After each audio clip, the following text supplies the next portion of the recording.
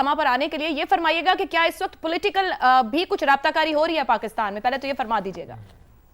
ये सारा political BP राब्ते हो रहे हैं, और कौन से राब्ते हो रहे हैं। बात यह है कि आपके सामने है सारी सिचुएशन। पाकिस्तान ने भरपूर जवाब दिया है और हमने बहुत सब्र का मुजाहरा किया पहले 3 दिन, लेकिन जब हमारा सब्र का पैमाना लबरेज हुआ तो हमने भरपूर जवाब दिया। और जो पिछले 72 घंटे में झूठ के बेसिस के ऊपर कहा गया कि हमने फलान जगह पे हमला कर दिया, फलान जगह पे 15 जगह पे हमले कर दिए हैं या F-16 उड़ा दिए, सारे झूठ था।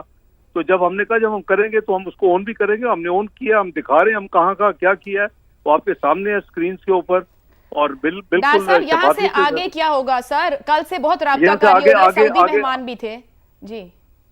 आगे जो होना है वही होगा इंशाल्लाह। क्या होगा आगे?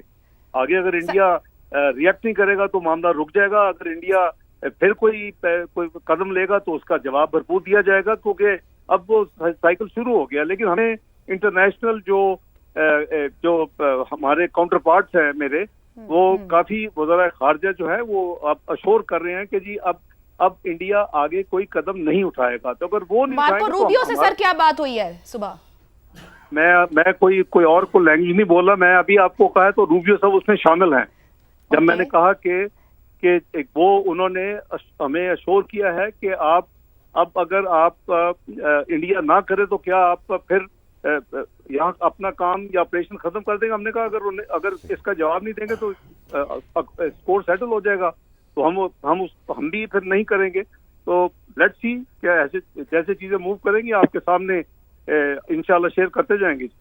सर भारत से नुकसान की कोई इत्तलात हम तक रिपोर्ट हो रही है? डार साहब अगर आप ये बताना चाहें, आपने अभी बहुत अहम बात की है कि इससे यूं लगता है, अगर करेक्ट कीजिएगा अगर हम सही समझे हैं, कि जो बड़ी ताकतें इस वक्त बीच में मफाहमत या मुसालिहत कराना चाहती हैं, क्या वो भारत के बिहाफ पे आपको कोई अश्योरेंस या कमिटमेंट दे रही हैं कि जनाब भारत कोई मजीद नहीं करेगा? देखें, ये हमें कमिटमेंट की जरूरत नहीं है। बड़ी सिंपल बात हुई है। मैंने कहा कि अब हमने जो कुछ रिएक्शन के तौर पे अपनी डिफेंस पे किया था, जो कुछ उन्होंने 3 दिन से तमाशा लगाया हुआ है, पहले दिन उनको जवाब मिल गया था, 5 फाइटर उनके गिर गए थे, 2 UAV गिर गए थे। अब जो अगले उसके बाद 48 घंटे उन्होंने जो ड्रोन उड़ाए हैं पाकिस्तान में, 80 को हमने नीचे गिराया है। जो मिसाइल दागे 4 वो 3 उधर ही गिर गए और एक हमारी तरफ आके लगा। और आज रात जो कुछ उन्होंने किया तो हमने जवाब भरपूर दे दिया है। आपको तफसील जो है वो हमारे ISPR से भी रिलीज हो रही है, साथ साथ आपको दिखा रहे हैं, उसकी फुटेज दे रहे हैं। और अगर मैंने यही कहा कि अगर भारत अब रुक जाए तो हम भी रुक जाएंगे, अगर भारत इसका जवाब देगा तो हम भी जवाब देंगे।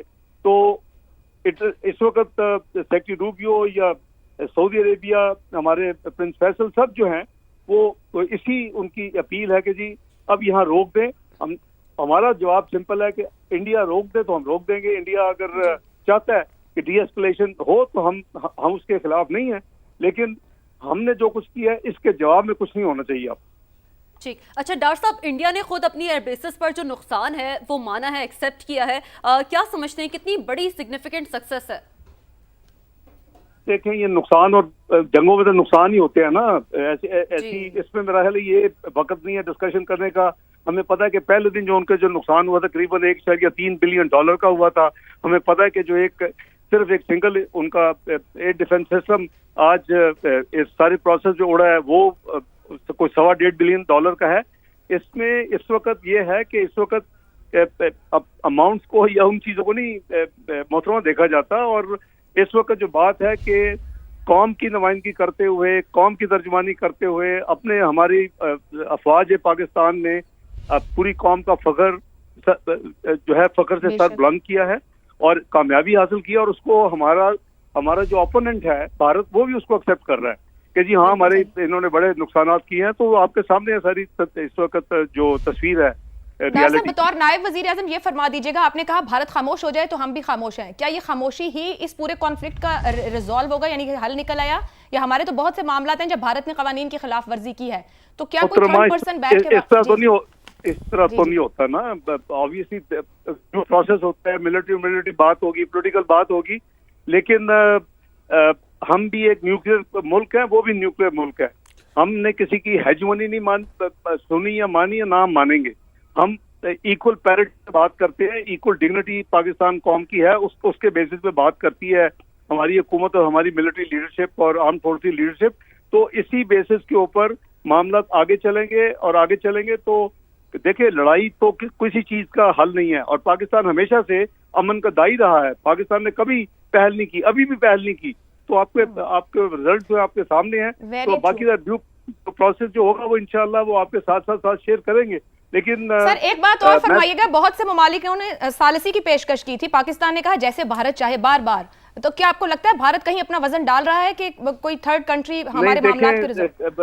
ایک طرف تو ثالثی نہیں, ہم نے انڈیپینڈنٹ وزیر اعظم صاحب نے کاکول اکیڈمی میں ود ان 72 آور جب ہوا تھا پہلگام, تو آفر کی تھی انٹرنیشنل انڈیپینڈنٹ جو نیوٹرل ہیں وہ انویسٹیگیشن کے لیے ہم تیار ہیں. کوئی پرماننٹ کمیشن بن سکتا ہے تاکہ ہر یہ کچھ وقفوں کے بعد جو دوبارہ کوئی نہ کوئی ایکسکیوز لے کے تو یہ حملہ کر دوڑتے ہیں یا ہمارے اوپر الزام تراشی کرتے ہیں, وہ ختم ہو جائے.